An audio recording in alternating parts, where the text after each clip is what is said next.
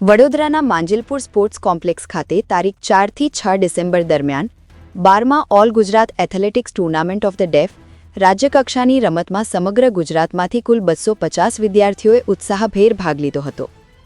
આ પ્રતિષ્ઠિત ટૂર્નામેન્ટમાં પાલનપુર શ્રવણવાડી મુકબધિર વિદ્યાલય મમતા મંદિરના 27 વિદ્યાર્થીઓએ વિવિધ ઇવેન્ટમાં ભાગ લઈ સારું પ્રદર્શન કરી શાનદાર સિદ્ધિ હાંસલ કરી છે। વિદ્યાલયના વિદ્યાર્થીઓએ 21 મેડલો જીતી બનાસકાંઠા જિલ્લાનું નામ રોશન કર્યું છે, જેમાં 8 ગોલ્ડ મેડલ, 6 સિલ્વર મેડલ અને 7 બ્રોન્ઝ મેડલ મેળવી જિલ્લાનું નામ રોશન કર્યું છે।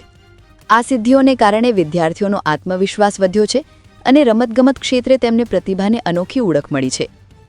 વિદ્યાલયના શિક્ષકો વિનયભાઈ, મનિન્દ્રભાઈ, કરીનાબેન, વિધિબેન તથા કોચિંગ સ્ટાફ સહિત શાળાના પ્રિન્સિપલ દિલીપભાઈ મેકવાન અને શાળા ઇન્ચાર્જ નિયામક યતીનભાઈ જોશીએ વિદ્યાર્થીઓને પ્રોત્સાહન પૂરું પાડી આગળની રમત માટે શુભેચ્છાઓ પાઠવી હતી।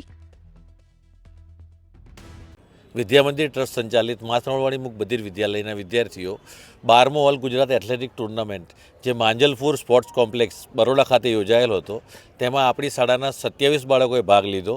27 બાળકોમાંથી 21 બાળકોએ મેડલો મેળવ્યા છે, જેમાં 8 ગોલ્ડ, 6 સિલ્વર અને 7 બ્રોન્ઝ મેડલ મેળવી કુલ 21 ઇનામો બાળકોએ મેળવ્યા છે।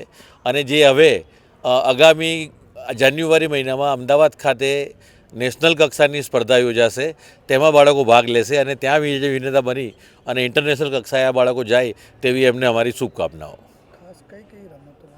ખાસ ત્યાં બાળકોની એથ્લેટિક સ્પર્ધા, ગોળા ફેંક, ચક્ર ફેંક, બરછી ફેંક અને રિલે દોડ, આ 4 ટુર્નામેન્ટો હતી બાળકોની, જેમાં બાળકોએ ખૂબ જ ઉત્સાહભેર ભાગ લઈ અને જે બાળકોને ઇનામ નથી મળ્યા એ બી બહુ નાના અંતરથી આપણે રહી ગયા છે।